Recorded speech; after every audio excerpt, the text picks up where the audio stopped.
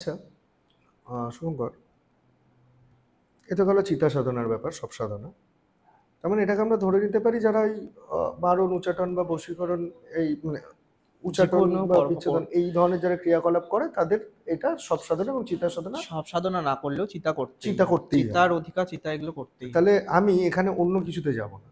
আমি এখান থেকে পরের টোটকাটা তোমার কাছে জানতে চাইবো সাধারণ অডিয়েন্সের জন্য, যারা ধরো কার্মিক জীবনে কারোর না কারোর দ্বারা অবহেলিত বা ক্ষতিগ্রস্ত। বিশেষ করে অফিস পলিটিক্স আজকে একটা খুব বাজে জায়গায় গিয়ে দাঁড়িয়েছে। যখন তখন একটা কালিগকে কারোর সামনে ছোট করে দেওয়া, এমন এমন সিচুয়েশন তৈরি হয়ে যায় মানুষের, মানে কর্মক্ষেত্রে বাধা পড়ে যায় বা মানে কর্মজীবন শেষ হয়ে এক যায় কথায় অনেকে। শত্রু দমনের কথা বলছো। হ্যাঁ, তো সেই ক্ষেত্রে যদি তুমি বলো একটু শত্রু দমনের যদি কোনো টোটকা বলো যে কিছু জানে না তারও এটা হেল্প হবে। আমি শ্মশানের উপর দিয়েই ডাইরেক্ট বলে দিচ্ছি তাহলে। কিন্তু মানে শ্মশানে কি একটা সাধারণ মানুষ যেতে পারবে? সে ঘরে বসে যেতে পারবে সেটা বলো। আচ্ছা, ঘরে বসে যদি একটা কেউ যদি মনে করছে শত্রু দমন করবে, শত্রুকে দমন করা হয়, শত্রু নাশ ক্রিয়াটা আলাদা, আবার শত্রুকে নিজের কাছে মিত্র করা সম্পূর্ণ আলাদা। এবার তুমি করছো চয়েস তোমার, তুমি কোনটা করতে যাবে। আমি যে প্রয়োগটি এটা বলবো, এটাতে কিন্তু শত্রু দমনও হবে, কিছুটা মিত্রতা হবে, কিন্তু সে নাশ হবে না। এইখানে যদি কেউ ঘরে থেকে করতে চায় শত্রু দমন, একটা মধু শিশি নেবে, একটা ভোজ পাতা লাগবে, দশকর্মার দোকানে কিনতে পাওয়া যায়। কি কি লাগবে উপকরণ আগে শুনে নাও, তারপরে প্রয়োগটি বলে দিচ্ছি। মধুর শিশি লাগবে, ভোজ পাতা লাগবে, একটা তোমার যে কোনো হলুদ, কাঁচা হলুদ হোক বা যে কোনো এমনি হলুদ হলে হবে, একটু হলুদের টুকরো লাগবে, লবঙ্গ লাগবে 21খানা, আর আলতা, জাগ্রত কালী মায়ের মন্দিরে আলতা লাগবে, আর একটু বেলের ডাল লাগবে। এইবার আমি ভোজ একটু তোমাকে পাতা, আটকাচ্ছি, হ্যাঁ। সেটা হচ্ছে দুটো তুমি উপকরণ যেটা বললে আমার কাছে একটু ক্লিয়ার হলো না। একটা হুম, হচ্ছে আলতা নিয়ে একটা কিছু বললে, জাগ্রত কালী মন্দিরের আলতা, যেহেতু আচ্ছা জাফরানে কালী অনেকে বুঝবে না, পাবে কি পাবে না, আচ্ছা। সেই জন্য জাগ্রত কালী মানে কালীঘাটের মা হতে পারে, কোনো যে কোনো মন্দিরে জাগ্রত। এখান থেকে আলতাটা মানে কালেক্ট করবে কি করে?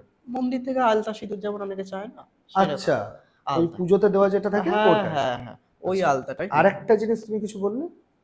কি বলে আমি ভোজ পাতা, না, ভোজপাতা না, 21টা লবঙ্গ, লবঙ্গটা ফুল সমেত লাগবে, রাইট? ফুল সমাত লাগবে। আচ্ছা। হ্যাঁ, 21টা লবঙ্গ। এবার আলতা দিয়ে ভোজ পাতার মধ্যে আমি একটি মন্ত্র বলবো, আর যারা মন্ত্র লিখতে না পারবে তারা সেখানে শত্রুর নাম লিখবে। সেখানে মন্ত্রটা খুব বেশি বড় বলবো না, খুব ছোটই বলবো, কিন্তু কাজটা খুব ভালো হবে। মন্ত্রটি আগে প্রথমে শুনে নাও বা নোট ডাউন করে নাও। ওম হ্রিং জ্বালামুখী, যে শত্রু তোমার খুব ডিস্টার্ব করছে এবার তার নামটা বসাবে। মুখ স্তম্ভয় স্তম্ভয়, ভক্ষয় ভক্ষয়, নাশয় নাশয়, বৃদ্ধাংশয় বৃদ্ধাংশয়, হন হন দহ দহ পোচ পোচ, মথ মথ, ভিন্ডি ভিন্ডি ছিন্ডি ছিন্ডি, হুম হুম ফাট স্বাহা। এই মন্ত্রটাকে কাগজে একবার শুনে নিয়ে তোমরা লিখে নেবে। যদি কেউ লিখতে না পারো তাহলে তুমি শত্রুর নামটাকে ভোজপাতার মধ্যে লিখবে, লিখে নিয়ে মা জ্বালামুখীর কাছে বা মা বগলার কাছে মনে মনে জানাবে যে আমার এই শত্রুটা আমার খুব পেছনে লাগছে, এ যাতে স্তম্ভন হোক, এ যাতে আমার সঙ্গে ঝগড়া অশান্তি না করুক, কাজের জায়গায় কোনো রকম ডিস্টার্ব না করুক, বা আমার পাশের শত্রু হতে পারে, ভাইয়ে ভাই শত্রু, যেই শত্রু হোক না কেন, যেই শত্রুতা করুক না কেন, সেই শত্রুর নাম করে লিখতে হবে। 3বার নাম লিখবে, যদি নাম লেখো 3বার লিখবে, আর মন্ত্র যদি লিখতে পারো তো আরো উত্তম। এবার ভোজ পাতাটাকে 4 ভাঁজ করে ডাবরের ভালো মধু নেবে। মধুটা 100 গ্রামের শিশি হলে ভালো হয়, নাহলে 70 গ্রাম, 100 গ্রাম নয় 70 গ্রাম, এর কমে হলে হবে না। সে মধু শিশিটার মধ্যটা দেবে, 21খানা লবঙ্গ দেবে, একটু সামান্য হলুদ দেবে। হলুদের থেকে যদি আরো বেশি ভালো হয় হরিতাল, দশকর্মার দোকানে অনেক ভালো পাওয়া যায়, কিন্তু খুব দামি জিনিস, অনেকের পক্ষে যদি সামর্থ্য না হয় তাহলে একটু হলুদ দিয়ে দেবে। দিয়ে তার মধ্যে ওই যে বেলে আমি বলেছিলাম, একটু শ্বেত কুজের মূল ওই মধু শিশির মধ্যে ঢুকিয়ে এক মনে প্রার্থনা করে যে শত্রু যাতে চিরতরে খতম হোক, দমন হোক, ডিস্টার্ব যাতে না করুক, করে মনসা মন্দিরে বা মনসা গাছের গোড়ায় মঙ্গলবার দিনে ওটাকে পুঁতে দেবে। তুমি দেখবে 7 দিন পর থেকে শত্রু যে ডিস্টার্ব করছিল অনেক অনেক রিমুভ পাচ্ছ। এটা তো একটা গেল প্রয়োগের কথা, বাট ওর এরকম শত্রু প্রয়োগ না, সে প্রয়োগের ভীষণ উগ্র উগ্র প্রয়োগ আছে। আমি খুব হালকার মধ্যে প্রয়োগ বলে কিন্তু কাজ খুব ভালো হয়, এর থেকেও আরো বেটার আছে, সেখানে শত্রুকে মাগুর মাছের উপর প্রয়োগ আছে। এগুলো শশাঙ্ক রিয়া দাদা বললো বলে যে না বলতে না, তাই জন্য আমি খুব এর মধ্যে বললাম যাতে সবাই করতে পারে। জয় মা। আচ্ছা, আমাদের দর্শক তো উপকৃত হবে। আমরা চেষ্টা করবো, তুমি যদি একটু মন্ত্রটা আমাদের আলাদা করে দিয়ে দাও লিখে, তাহলে আমরা এটা অন স্ক্রিনে দিয়ে দেবো। তো আজকে আমি তোমার কাছে এর পরের যে প্রশ্নটা আমার খুব জানতে ইচ্ছা করছে, ধরো এই যে সাধনা প্রত্যেকে করছে, আমি তোমার পেছনেও দেখছি পঞ্চমুণ্ডির আসন। তো এই পঞ্চমুণ্ডি আসন তুমি কবে থেকে মা করছো সাধনা? এই সাধনাটা এখন পঞ্চমুণ্ডি সাধনা আমার কি বলবো, পড়াশোনা লাইফে উচ্চ মাধ্যমিকের পর থেকেই সাধনা। পঞ্চমুণ্ডিতে হুট করে বললেই তো বাড়িতে স্থাপন করা যায় না, আগে সতীপীঠে আগে সাধনা করতে হয়। এই সাধনা আমার জীবনে আমি যেটাক্ষণ করা, ফুল্লরা মায়ের মন্দির অনেকেই শুনেছে, এই ফুল্লরাতে ফার্স্ট আমার কিন্তু সাধনা। এই সাধনা করতে গেলেই আগেও ঠিক চিতার মতনই প্রথম আগে তাকে দীক্ষা হবে। দীক্ষা হওয়ার পর পঞ্চমুণ্ডিতে খপাট করে উঠে যেতে পারে না। উঠলে যে ফিলিংস, সত্যিই কিন্তু একটা, যেমন আমাদের পঞ্চমুণ্ডি সাধন মানে অনেক জায়গায় শুনেছে, কিন্তু কিছু কিছু এখনো পঞ্চমুণ্ডি আজকালকার দিনেও যে এতটা তার ভাইব্রেশন, সেটা কিন্তু যেমন ফুল্লরা পিঠে না বললেই না।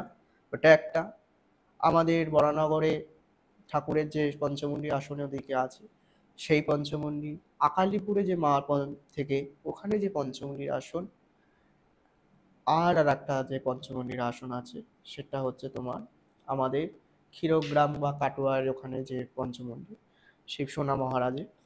এই কটা পঞ্চমুণ্ডি, তারাপীঠের পঞ্চমুণ্ডিতে তো মায়ের পাদপদ্ম স্থাপন হয়ে গেছে, যে তাই এখন আর ওটা বলা যাচ্ছে না যে বসেছে বা সাধনা। কিন্তু ফুল্লরাই আমি করেছি বিধিবত, আমি বলতে পারবো যে ওর কি অভিজ্ঞতা, ওর কি ভৌতিক এক্সপিরিয়েন্স, সেটা যে করেছে সে বোঝা যাবে। কিন্তু তারপর ওই সাধনা করার পর এবার পঞ্চমুণ্ডি সাধনা আমরা কেন করব?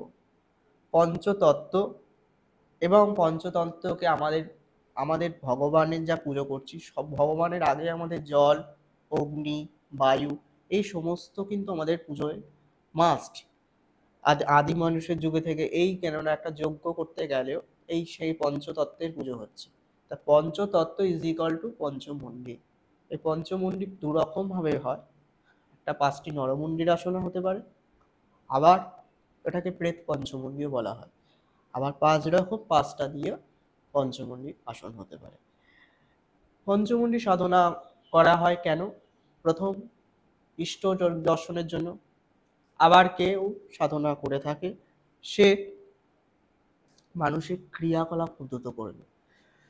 এই যে পঞ্চমুণ্ডি দু রকম বললাম, কিন্তু যেটা 5 রকম 5টা যে পঞ্চমুণ্ডি থাকে, এটিতে কখনোই ক্রিয়া করা যায় না। এটি প্রথমত মানে যেটা নরমুণ্ডি ইউজ করা হয়। না, নরমুণ্ডি তো থাকবেই। হুম। ওখানে নরমুণ্ডই থাকে, হনুমানের মুন্ডু থাকে, সাপের মুন্ডু থাকে, তোমার বেজির মুন্ডু থাকে এবং শিয়ালের মুন্ডু থাকে। এই যে 5 রকম 5টা, এটা সাধনার জন্য, অর্থাৎ সিদ্ধি লাভের জন্য। সে ইষ্ট হতে পারে, সে ভৈরব হতে পারে, এবং নিজেকে জাগরণের জন্য, মানে অর্থাৎ আমি প্রত্যেকটা আমার মাথা এক একটা ইউনিক ক্যারেক্টারকে রিপ্রেজেন্ট করে। রিপ্রেজেন্ট করে। ওর মধ্যে হনুমানের মাথা আছে, তুমি কি করে খারাপ কাজ করবে? হবে না।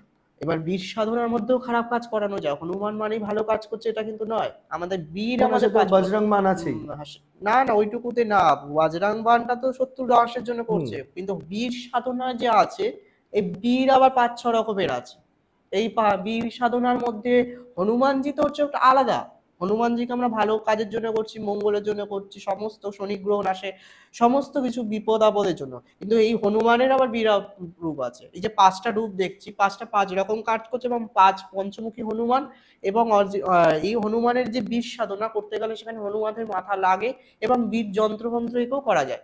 কিন্তু ওই বীর সাধনার মধ্যেও বীরেদের অনেক নাম আছে, যেমন প্রেতের বিভিন্ন আছে, সেখানে স্কন্দকাটা হতে পারে, সেখানে আজাজিল হতে পারে, কালুবালা হতে পারে, সেখানে শয়তানের বিভিন্ন রকম ভাগ আছে। সেরকম বীরেরও অনেক কিছু ভাগ আছে। সেইখানে বীর সাধনা যখন তুমি বলবে, আমি বলে দেবো কি কোন বীরকে দিয়ে কি কাজ করানো হয় না হয়, সেটা ডিটেলস কর।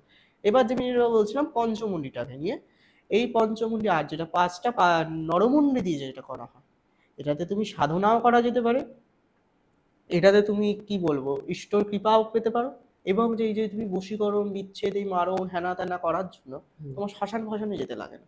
তুমি তোমার আসনে যদি সিদ্ধি লাভ মানে করার পর তুমি ওই আসন থেকেই কিছু চালান থেকে শুরু করে সব কিছু করতে পারবে। আচ্ছা, ওটাই মানে শ্মশান হিসেবে তখন কাউন্ট হবে? শ্মশানই তো, শ্মশানের থেকেও মানে অতীব কেননা একটা পঞ্চমুণ্ডি স্থাপন করার পর নিজের বাড়িকেও শ্মশান করা যায়। এবার বাড়িকে শ্মশান করতে গেলে তার প্রসিকিউর আছে কিভাবে শ্মশান করতে হয়, এটাকে আমি বলবো না, তাহলে অনেক তান্ত্রিক এটা করতে হবে কিভাবে শ্মশান করা যাবে। এটা খুব আমাদের গুরু পরম্পরা গুপ্ত। ওই অনেকে ভাবতে পারে শ্মশানের ছাই বা ওইটা বা যেটা মরানোর পর পোড়ানোর পর যে আমাদের নাভি কুণ্ড নাভি। থাকে, ভাবলে ওটাই হতো, কিন্তু না, শ্মশান করতে গেলে ওই রকম পুঁতাপুতি করলে হবে না। প্রথা তো আছেই যেখানে থাকবে, কিন্তু একটা জিনিস খুব লাস্ট আছে গুপ্ত, সেটাকে যেমন মানুষকে যেমন শ্মশানে মরাকে তো জ্বলতেই হবে, সেরকম সেইভাবে তার প্রসিকিউট আছে একটা কুঁজদি নির্মাণ করে সেটা তোমাকে জ্বালাতেই হবে, শনি মঙ্গলবার করে জ্বালাতেই হবে, নাহলে সেটি শ্মশান বলে গণ্য করা হলো না। আমাদের মানে ভারত এই মানে কলকাতার মধ্যে 2-3 জন তান্ত্রিকের বাড়ি এরকম শ্মশান করা আছে, সেটা শ্মশানে যা সেখানে কিন্তু তাই, এবং সেইভাবেই মানে তাহলে বসে ওটাকে যা কাজ মেনটেন করা করছে। সেইভাবে মেনটেন করছে। কিন্তু যতদিন তিনি বেঁচে আছেন তারপর আমি যদি এখন একটা খুব এখানে বলি, আমি তারাশঙ্করী পীঠ নাম যেটা শুনেছেন, এই তারাশঙ্করী পীঠ কিন্তু শ্মশান করা আছে নিজের বাড়িতে, তাই জন্য ওর যে ফিলিংস একটা শ্মশানের মতন। এবং দ্বিতীয়ত কথা, আজকে শ্মশান তুমি করলে বাড়িটাকে, পরবর্তীকালে যিনি থাকবেন না বা এ করবেন না, তখন কিন্তু বাড়ি ঘর আস্তে আস্তে খারাপ হতে থাকবে, তখন দেবত্বকরণ করতে হয়, না হলে কিন্তু বাড়িতে খারাপ, সেমন পঞ্চমন্ডির ক্ষেত্রে দেয়। এবার তো গেছিল এই যে সাধনা, তুমি যদি প্রথম সিদ্ধি লাভ, কেন এই সাধনা করতে গেলে আসন থেকে ছিটকে ফেলে দেয়, কারেন্ট যেমন শর্ট দিলে হয় সেরকম কিন্তু একটা অভিজ্ঞতা ছিটকে ফেলে দিতে পারে, যে কোনো মানুষের রূপ ধরে এসে, অর্থাৎ তোমার গুরু রূপ ধরতে পারে, তোমার মা বাবার বা চোখ মা বা চেনা পরিচিত, এবং রূপ ধরে এসে আসন থেকে মানে যে কোনো মানে তুলে দেওয়া ফিলিং, মানে ধরো তোমাকে ডাকছে আচমকা, হ্যাঁ, এইগুলো কিন্তু হলে পরে পঞ্চমুণ্ডি থেকে বিপদ হতে পারে।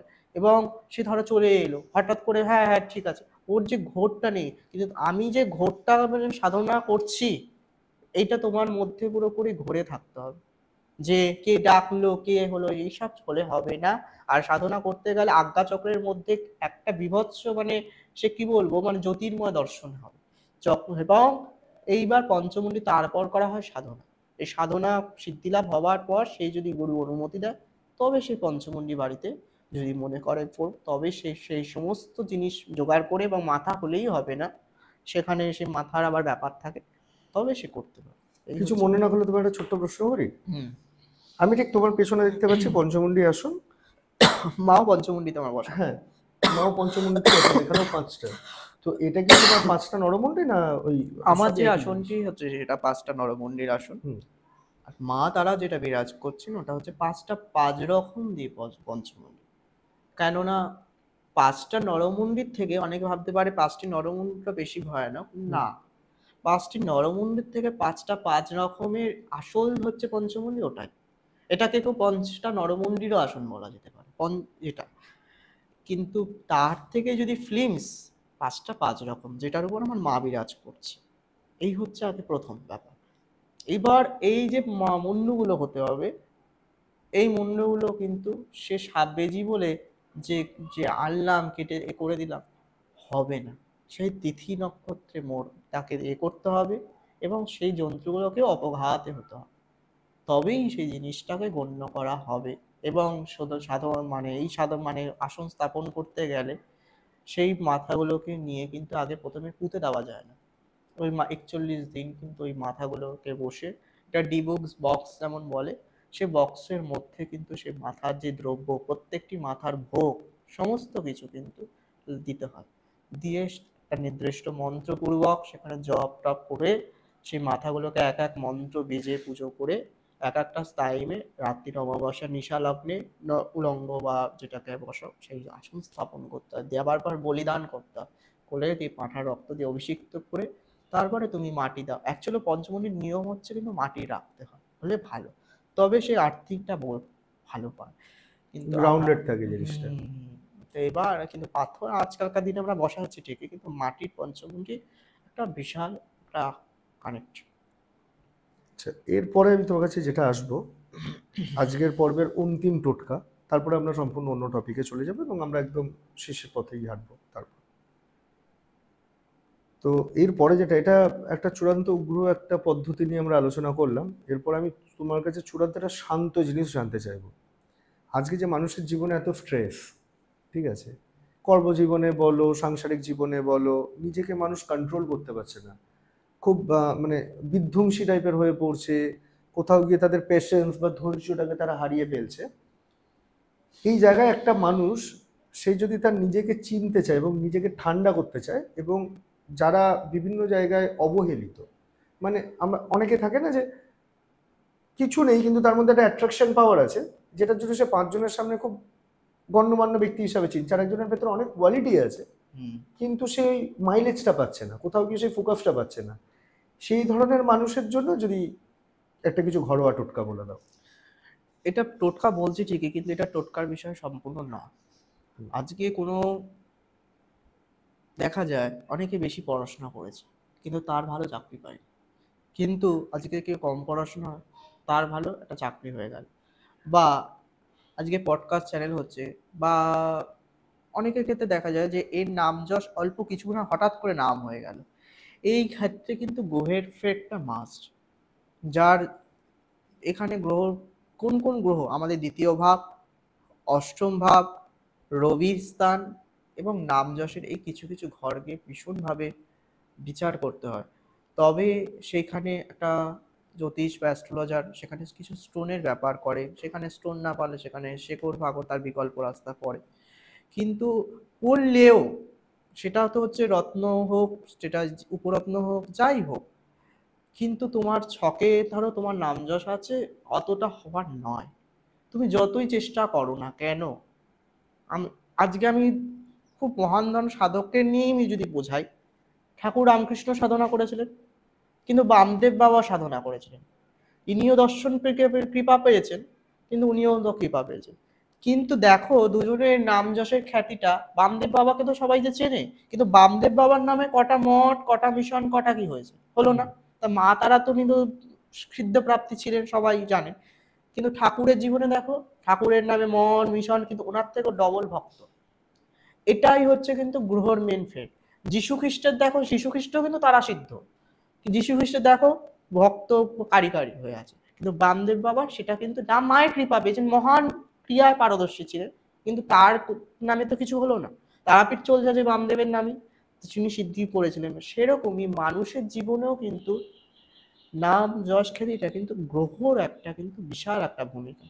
হঠাৎ করে কোনো মানুষ, গ্রহ যদি তোমার সাই দেয়, সে পুজো পাঠ করুক কিবা না করুক কোনো ফ্রেন্ড নেই, এমনি সে কিন্তু হয়ে যাবে। আজকে আমি যখন মন্ত্রী নিয়ে যদি কোনো কিছু বলো, তো আমি বলবো এই মমতা ব্যানার্জি ছক আর মানে নরেন্দ্র মোদী, এই যে এর যে ফেরাক, এর একটা কিন্তু আছে, কেননা ওনাদের দুজনের ছকটা তো আমরা বলতে ক্যালকুলেশন করে দেখা।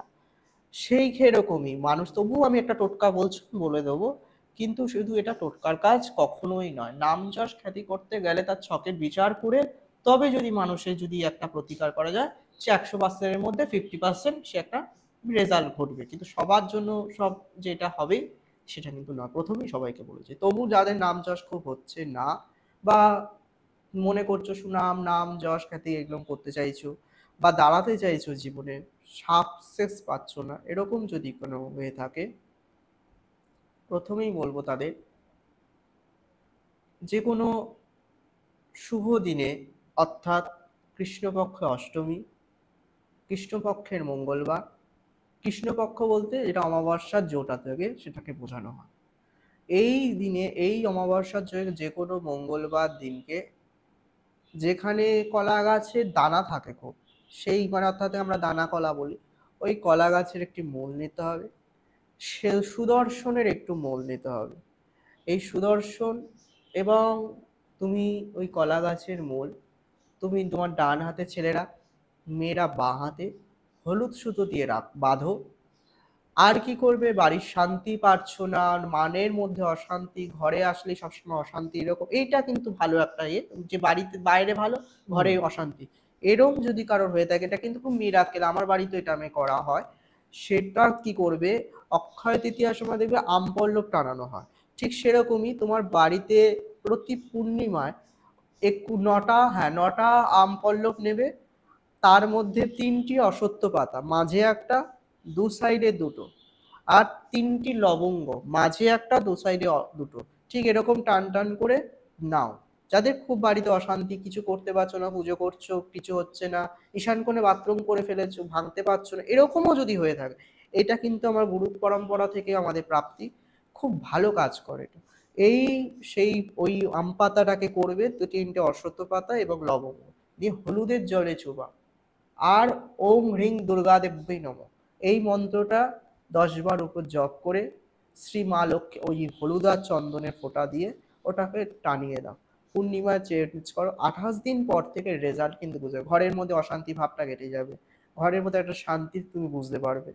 কিন্তু আর যেটা করো, প্রত্যেক নুন দিয়ে জলের মধ্যে যদি ঘরে মোছা যায়, তাহলে ঘরের নেগেটিভ ঊর্জাটাও কেটে যায়। কিন্তু নাম যশের ক্ষেত্রে আমি কিন্তু যেটা বললাম, ওটা করা যাদের খুব নাম যশ একেবারে হচ্ছে না, কেরিয়ারে কোনো কিছু, তাদের এই কলা গাছের আর সুদর্শনের করো, কিছুটা ভালো থাকবে।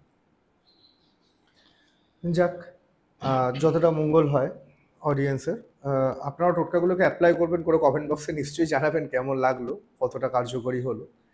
তারপরে যারা যারা কন্ট্যাক্ট করতে চাইবেন ইন ফিউচার আমরা তো কন্ট্যাক্ট করিয়েই দেবো। তো যাই হোক, একদম আজকে অনেক আলোচনা হলো তোমার সঙ্গে, একদিনে তো সবটা কমপ্লিট করা সম্ভব নয়, আবার আমরা বসবো অন্য কোনো দিন। তবে শেষ করার আগে একটু অতৃপ্ত বাসনা থেকে যায়, তো সেই জায়গা থেকে তোমাকে বলি, ধরো সাধনার পথে চলতে চলতে প্রচুর ভৌতিক অভিজ্ঞতা হয়, তো সেই রকম যদি দুটো বা একটা ভৌতিক অভিজ্ঞতা তুমি আমার সঙ্গে শেয়ার করো বা আমাদের অডিয়েন্সের সঙ্গে। ভৌতিক অভিজ্ঞতা নিয়ে, সাধনা নিয়ে বলি। হুট করে সাধনা করতে গেলে যে আমরাও তো ভৌতিক কিছু ফিল করতে হয়।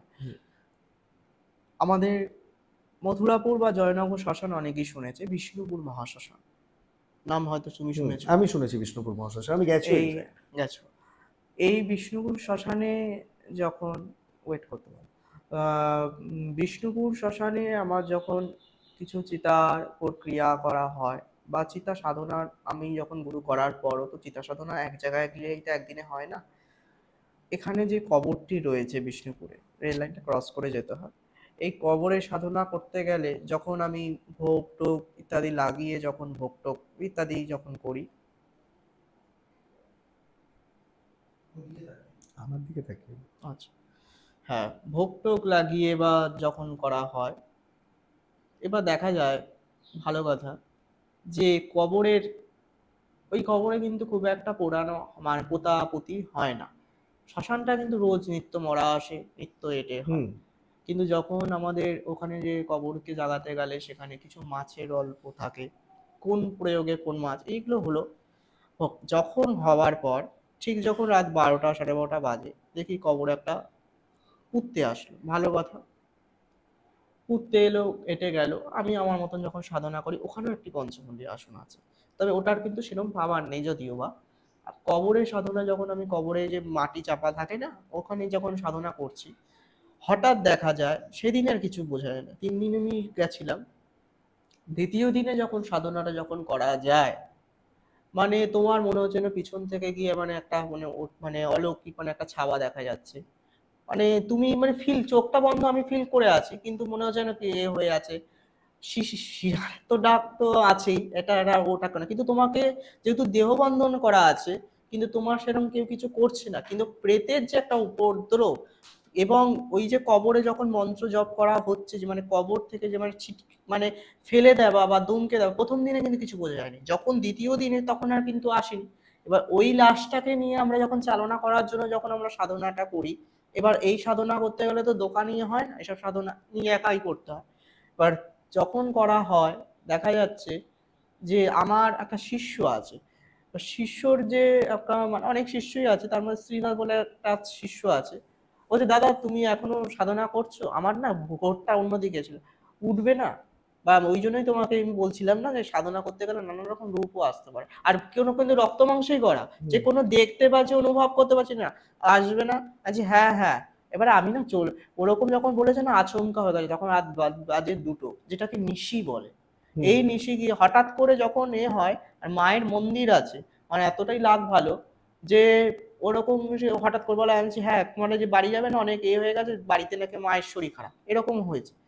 দুটো যখন বাজে, হঠাৎ করে না আমি যখন খানিকটা বসে তো আমি চলেও এসেছি, ওটা শরীর খারাপ বলেছে বাড়িতে, আমার ফোনও তো ওই সাধনায় বসলে যেমন ফোন ফোন সুইচ অফ করে বসতাম বলে। এইবার আমার ওই হঠাৎ করে আচমকা না হুমড়ি খেয়ে পড়ি, মায়ের মন্দির থেকে একটুকুনি গেলে ঢুকতে গেলে কবরটায়। এইবারে তারপর আমার যখন ফট করে মানে পড়ে গেছি, যে জ্ঞান নেই তা না, ফট করে যখন উঠে দেখি কোনো কিছু নেই, তার মানে ভগবান সাবধানটা ওখানে করে দিল। এই যে মানে একটা ফিল। আর তারপরের দিন 3 দিনে সাধনা করতে হয়, তার পরের দিন যখন আমি যাব ভাবছি, একটা টাইমে একই সময় বসতে হয়, আমার না গাটা মানে ইচ্ছা করছে না। যদি সেই সেদিনের যে ফিলিংসটা, আর এইসব সাধনা করতে গেলে হুট করে তুমি কিছু বলতেও পারবে না যে আমি এই করে ফেলেছি, তাহলে তোমার সাধনাটা সিদ্ধি লাভ তো হবেই না। এবার তারপরের দিন আমি আবার ওরকম যখন যাই, কিন্তু ওই পরের দিন আর কিছু হয়নি, কিন্তু ওই দ্বিতীয় দিনে যে একটা অলৌকিক, যে অনেকে বলে না ভূত দেখা যায় না, ভূত মানেই যে যে এরকম এসে দাঁড়াবে হাত ধরে, এরকম বিষয় না, যে কোনো রূপে আসতে পারে, বা যে কোনো স্বপ্নের মাধ্যমে মানুষ যে দেখছে আত্মা, বা এই যে মৃত আত্মাকে দেখছে, যে বা মরে গেলে তো মানুষ কিছুই থাকে না, কিন্তু মানুষ যে দেখছে কাল্পনিক বা শ্রাদ্ধ শান্তি হয়ে যাওয়ার পর 10 দিনে দশাপিণ্ড হয়ে যাওয়ার পর, কিন্তু থাকার তো কথা না, তার আত্মারা দেখছে কি করে, আত্মার তো রূপ নেই। কিন্তু সে যখন চোখে স্বপ্নে দেখছে যে ফ্যামিলিটার মতন ওই যে মরেছিল, সে আকার দেখতে পাচ্ছে, কিন্তু আকারই যে তুমি যখন প্ল্যানচেট বা উইজা যাই করে যখন আত্মাকে ডাকা হয়, তা আত্মার কিন্তু ওরকম রূপ নয়, সে কিন্তু ধোঁয়ার মতন। এই যে স্পিরিটকে যখন তুমি এ করছো বা দেখছি, সে তাহলে আমাদের অনেকেরই প্রশ্ন থাকতে পারে, যে অনেকের দেহ বন্ধনা আছে, বাড়িতে ঠাকুর বাস্তু বন্ধন করা আছে, বা ঠাকুর বাড়িতে আছে, তা তার আত্মা আসছে কি করে? তুমি বন্ধন করেছো তুমি বাস্তুটাকে, তুমি বন্ধন করেছো তুমি মানে বাড়ি, কিন্তু তোমার তো এখানে স্তর 3টে, আমাদের স্বর্গ মৃত্যু পাতা, তুমি উপরটা কি বন্ধন করেছো? উপরটা তো খোলা। তুমি তো করেছো তোমার ভূমিটা বন্ধন, তুমি পুজো করছো ভূমিটার মধ্যে, তো উপরটা থেকে না আসার কি আছে? এইটা আগে মানুষের এত দূর অব্দি চিন্তা করে না। তুমি পাতালটা যে রয়েছো, আমাদের যে বান অনেকে বলে না কেটে যাবে না, আরে কেন কাটবে? এরও প্রসিকিউট আছে, যখন মেলোডি ক্রিয়া করা হয়, সেখানে ওর 3 হাত বিপরীত প্রত্যঙ্গিরা, প্রত্যঙ্গিরা নাম শুনেছে, কিন্তু বিপরীত প্রত্যঙ্গিরা যখন করা হয়, তখন ওটাকে উপর থেকে এবং নিচের থেকে এরকম বের। সেরকমই মানুষে যখন স্বপ্নতে যখন আসে বা প্রেত যখন আসে, সেখানে ভগবান কি থাকলো বা ভগবান ওরা কোনো কিছু থাকছে ধারে না। অনেকে জাগ্রত মন্দির আছে, তাহলে ভগবান সেখানে কি যেতে পারছে না? আমার বাড়ি আজকে যদি কেউ মরে, আমার বাড়ির লোক কি দেখতে পাচ্ছে না? তাহলে আমার বাড়িতে তো এত বড় মন্দির আছে, আসছে কোথা থেকে? স্বপ্নে তাহলে তোমার আত্মার সঙ্গে ওর আত্মা কানেক্ট হচ্ছে, এবং আত্মাটা যে কানেক্ট হচ্ছে সে বাড়ির মধ্যে হচ্ছে, এরকম কোনো ব্যাপার নেই। উপরটা তো তোমার এ করা নেই এগুলো। কোনোদিন তুমি দেখেছো? আত্মা অবভিয়াসলি না দেখলে কি করে বলবো? আত্মার আমি তো প্রেত নিয়ে সাধনা করে আমি তো দেখেছি, এই জন্যই দেখাতে বলতে পারবে? পারবে। সেটাকে তোমার প্রেতকে দেখাতে গেলে উইজা ছাড়া বা এছাড়া কিন্তু সম্ভব না বা বোঝা যায় না। ওই মনে হচ্ছে এসে গেছি, এইগুলো বুঝি না আমি। উইজি বোর্ড? আমি ওগুলোকে মনে করি ওই মনে হচ্ছে এখানে কেউ কিছু দাঁড়িয়ে আছে, এগুলো বুঝি না। কিন্তু প্ল্যানচেটটাও আমি গুজরবি কিছুটা ভাবি, আবার কিছুটা কিন্তু ওয়েজার মাধ্যমে, এবং যে আরো কি আর একটা মেয়ে আছে, সেটাকে তুমি যদি খোলা আকাশের নিচে বৃত্ত করে, সেখানে ইংলিশে কিছু মন্ত্র আছে, সেটা ভুরুর মতন কিছুটা পাঠ, ওইগুলোকে তুমি যদি করা যায়, প্রেতের যে অনুভূতি, প্রেতের যে তুমি স্পিরিটকে যে একটা করা, সেগুলো কিন্তু তুমি দেখতে পারবে। তবে দেখতে পারবে বলতে গেলে কিন্তু এসে দাঁড়াবে এরকম কিন্তু সেটা নয়। একমাত্র তুমি যদি স্কন্দকাটাকে তুমি করো, তুমি সেখানে কিন্তু কোনো, ধরো তুমি দেখতে চাইলে সেখানে হন্টেড জায়গা কিছু যেগুলো থাকে, যেমন আমাদের কলকাতা লাইব্রেরি, এইসব জায়গায়, ন্যাশনাল লাইব্রেরি? হ্যাঁ, এই সব জায়গায় সেখানে যখন গ্যাজেট নিয়ে এগুলো নিয়ে কিছু যখন করা হয়, তুমি প্রেত কিন্তু অবশ্যই দেখতে পাবো? হ্যাঁ। এবার সাধারণ মানুষের পক্ষে তো সাধারণতা করে পেটকে ডাকা এগুলো তো সম্ভব না। সে যদি মনে না, করলো আমি ধরো যেহেতু দেখবো, তুমি নিজে দেখেছো, তুমি যত সাধনা করছো, আমি তোমাকে দেখেছি কোনো বলে বলে অডিয়েন্স পেটদের ওপেন চ্যালেঞ্জ করবে, আমার দেখাতে পারবে? আমি কি বললাম ভালো করে বল, আমি ওই যে বললাম তার উপায় উপায় ওটাই, তাকে ওয়েজার মাধ্যমে, বা ওয়েজারটা সেখানে আমরা করি মানে সেখানে সেটা তুমি করে দেখাতে পারবে? হ্যাঁ। কিন্তু বিষয়টা হচ্ছে, কিন্তু তুমি এখন সে সাধনার মাধ্যমে, আমার সে বয়স হয়েছে বলে তোমার বয়স হবে কি মানে আছে? না না, তুমি তো সেটা ওয়েজি বোর্ড নিয়ে কিছু করলে, বা সেটা তো এটা তুমি তো একা করবে আসেই। না, সেটা তো 2-3 জন থাকে। হুম। আমি তোমাকে টিম সাপোর্ট দেবো। আমি কি বললাম সেটার মাধ্যমে তো জিনিস আসে, আমি তো সেটাই হ্যাঁ, বলতে সেটাই তুমি দেখাতে পারবে অন ওটাই ক্যামেরা। তো আমি বলতে চাইছি। ক্যামেরাতে তো অবশ্যই আরো মানুষের, সেটা উইজার কেন, এমনি যদি প্রেত থাকে ক্যামেরার মাধ্যমে কিন্তু সেগুলো আগে হয়। কিন্তু তাহলে আমি একটা কথা বলি, আজকে এই এই যে তুমি রেল লাইনটা ক্রস করে এলে, এই 2 সপ্তাহ আগে একটা ছেলে কাটা পড়েছে। এই তো সুভাষগ্রাম রেলওয়ে ক্রসিং। না এটা চণ্ডীতলাটা। এই চণ্ডীতলা চণ্ডীতলা। sorry, হ্যাঁ। এইটা কি বলবো, আমি না কাটা পড়েছে সেটাকে দেখতেও গেছি। এইবার আমি না মুন্ডু আর এটা ছবি তুলবো বলে করেছি। বিশ্বাস করবে না, মুন্ডুটা এখানে নিয়ে গেছে আর বডিটা এ গেছে। আমার ছবিটা এখনো ফোনে আছে, আমি ক্যামেরাটা শেষ করে দেখাবো। এইবারে প্রথম যখন ক্যামেরাটা অন করছি না, এরকম আমার লাইফে এখন ফার্স্ট। আমার হাত পা কাঁপছে ওকে দেখে। একটা তো মানুষ ওইভাবে কাটা পড়েছে, ক্যামেরা এখনো চালু হচ্ছে না। সত্যি কেন হচ্ছে না আমি নিজে বুঝতে পারি। তারপর তো জিআরপি খানিকক্ষণ বাদে আমার বডিটা কিন্তু, তারপর আমি হচ্ছিল না বলে আমি আর তুলিও নি। তারপরে যে মুন্ডুটা ছিল ওটাকে ছুরিটা মানে শিষ্যদের শেয়ার করলাম বা এই করলাম, মানে ছুরি তুলে নিয়ে চলে এসেছি। পরে বলছি দাদা তুলে পাঠাবো, আমি আর জিআরপি চলে এসেছিল, বলি না ওইসবে আর যাইনি। ভালো কথা। এই যে কিছু কিছু জিনিসগুলো কিন্তু ভৌতিক এ থাকা, আর তুমি বলছো দেখানো জিনিসটা, এটা একমাত্র ওয়েজা বা ওইসব যেটা বললাম বোট ছাড়া যে কিছু চ্যান্টিং আছে, চ্যান্টিং এর মাধ্যমে অনুভূতি এগুলো দেখানো যায়। এটা একদম বাস্তব। আবার কোনো মানুষকে ক্ষতি করে দিয়ে প্রেতকে মানে মানুষের চালনা করে তার শরীরের মধ্যে প্রেতকে ঢুকিয়ে দেওয়া, সেটাও কিন্তু যায়। এটা হচ্ছে বিষয়। শরীরে ঢোকানোটা না তো সেটা তো অনেকে প্রেত তো চালান করা যায় অনেক আলাদা ক্ষেত্রেই বিষয়, প্রমাণিত, সেটা প্রমাণিত ওটা তো সত্য। আলাদা বিষয়। কিছুটা আবার ওখানে বুজরুকিও আছে, কেননা মানুষের ভূতে যে ধরে বা ভর যে হয়, ভরটা কি কিছুটা বা মেন্টাল হেলথ, একদম আমি এটাই বলতে চাইছি, নার্ভের থেকে ওই তারপরে জিনিস। কিছুটা বুজরুগি হ্যাঁ, বাজারি। হুম, বিশেষ করে তো ভরটা বেশি। হ্যাঁ, এখন সবারই হচ্ছে। যাই হোক, খুব ইন্টারেস্টের একটা জায়গা থেকে আজকে এন্ড করব। আজকে প্রায় একদম শেষের দিকে, আর আমি বিশেষ কিছু বাড়াবো না। তবে আজকে আমি ওকে বললাম শুভঙ্করকে, আপনারা কে কোথা থেকে শুনছেন আজকের এপিসোডটা প্রত্যেকে কমেন্ট করে জানাবেন। আর কারা কারা ভূত দেখতে চান শুভঙ্করের হাত ধরে, তারা ডেফিনেটলি কমেন্ট করবেন। আমি নেক্সট ডে আমি নিজে আমার এন্টায়ার টিমকে নিয়ে প্রেজেন্ট থাকবো শুভঙ্করের সঙ্গে, আপনাদেরকেও দেখাবো, আমরা নিজেরাও দেখব। আপনারা সবাই মিলে আমাদের সঙ্গে জুড়ে থাকবেন। ভালো লাগলে আজকের ভিডিওটা লাইক, শেয়ার এন্ড সাবস্ক্রাইব করতে ভুলবেন না।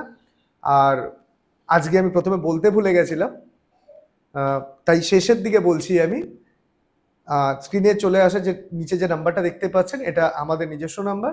আপনারা যারা যারা আমাদের সঙ্গে যোগাযোগ করে আপনাদের কোনো ভৌতিক কর্মকাণ্ড নিয়ে বা আপনাদের যেটা এক্সপার্টিস আছে সেটা নিয়েও যদি আপনারা কথা বলতে চান, আপনারা ডেফিনেটলি আমার সঙ্গে এই নাম্বারে কন্ট্যাক্ট করতে পারেন। আজকে এই পর্যন্তই। আপনারা কমেন্ট করে জানান কীরকম লাগলো। আর যারা যারা অতি অবশ্যই, আবারও বলছি, যারা যারা ভূত দেখতে চান তারা অতি অবশ্যই কমেন্ট করবেন এবং এই ভিডিওটাকে শেয়ার করবেন। আমি পরের দিন আপনাদের কথা দিচ্ছি শুভঙ্করের সঙ্গে ডেফিনেটলি আমি আরেকটা সময় করে দেখাবো। আজকে এই পর্যন্ত, নমস্কার।